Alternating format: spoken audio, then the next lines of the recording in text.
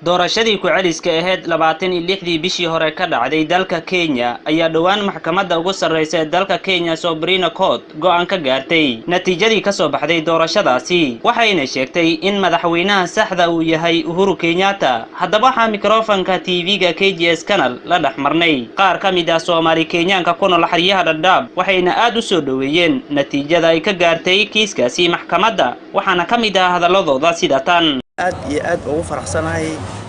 maxkamadda maanta dacwadii la geystay oo mucaaradka ay geeyeen ay laashay aan aad ugu faraxsanahay sababtoo ah wadankii waxa qalqal ma galay bishii sanadkan campaign-kii la galay ilaa maanta wadankii dhaqaalihiisana waa xiran yahay amniga khatar buu galayaa marka go'aankaas waa go'aan aad aan u soo dhaweynayno haddaanana shacabka Kenya haddaanana shacabka waqooyi bari haddaanana shacabka Garissa County aad aan ugu faraxsanahay maxkamadda go'aankeeda aad baan u faraxsanahay si wanaagsan cadaalad bay ay u maamushay waayo maalinta horreysay maxkamadda ay geeyeen qolada mucaaradka maxkamadda way qaaday waxay ogaadeen in qaladaad jiraan dib bay ugu celisay hadda mar labaad waa la sameeyay waa kii mar labaad aan ku noqonay doorasho labaad electionka labaad aan ku noqonay uu dhacay si wanaagsan buu ku dhacay waxaan halkan maanta farxad aan ka muujinaynaa sida madaxweynaha Uhuru Kenyatta loo magacaabay inuu yahay madaxweynaha si xaq ah looga doortay wadanka Kenya annagana qaas ahaan haddana reer waqooyi bari aan ka geysanay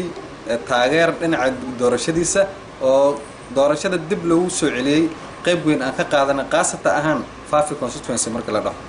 cod badan baan u gudbinay si xaq baana looga doortay maanta maxkamadda waan ku faraxsanahay sida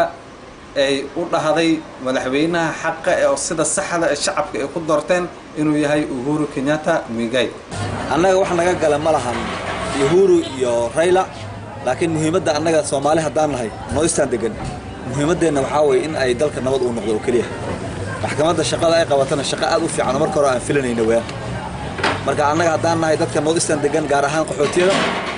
aad iyo aad waxaan ugu faraxsanahay go'aanka ay maxkamadda gaadhay sababtoo ay tahay annaga daddan leeymaan nahay maalinkii waxaan helaan ilmaha siisanaa marka annaga waxa dan noo ah inuu dalka nabad ahaado oo meel ay ilmaheena ku korsan aan helno oo nabad ah dad qaxooti baan nahay meelaan u cararno kala ma garanayno marka annaga alla cid ku guuleysato waa isku kaanamid Raila iyo Uhuru laakiin si kastaba ha ahaatee tan iyo markii ay dhacday doorashadii ku celiska ahayd ayaa hoos u dhac weyn ku yimid dhaqaalihii dalka waxaana wali ay ka cabsi qabaan dadka Kenyaanka in mar labaad qalalaaso ay ka dhacdo dalka maadaama ay ku taagan yihiin mucaaradka go'aankoodii Idris Maxamed Xasan Idris Afiya KGS Channel xeryaha qaxootiga Dadaab